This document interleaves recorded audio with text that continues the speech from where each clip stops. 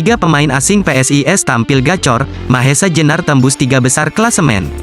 PSIS Semarang menjadi salah satu kontestan yang mencatatkan start positif pada 3 laga awal kompetisi BRI Liga 1 2023-2024. Hasilnya, Mahesa Jenar kini bertengger di urutan 3 besar. Performa impresif anak asuh Gilbert Agius pada 3 pekan awal ini tak terlepas dari moncernya deretan pemain asing di lini serang.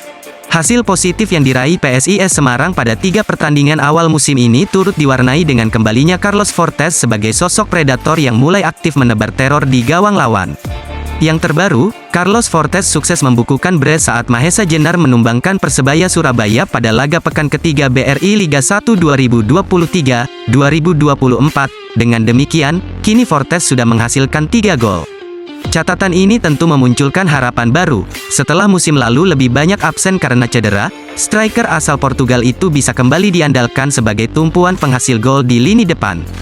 Apresiasi khusus juga layak diberikan untuk penyerang asing asal Timor Leste, Paulo Gali Freitas. Setiap kepercayaan yang diberikan oleh tim pelatih PSIS Semarang sukses dibayar lunas oleh pemain kelahiran Dili ini.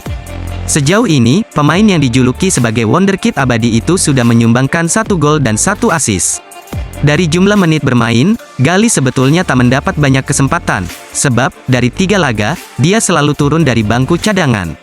Meskipun gagal mencatatkan kontribusi yang berarti pada 2 pertandingan terakhir, Taisei Marukawa tetaplah menjadi sosok pemain yang penting di lini depan PSIS Semarang pada awal musim ini.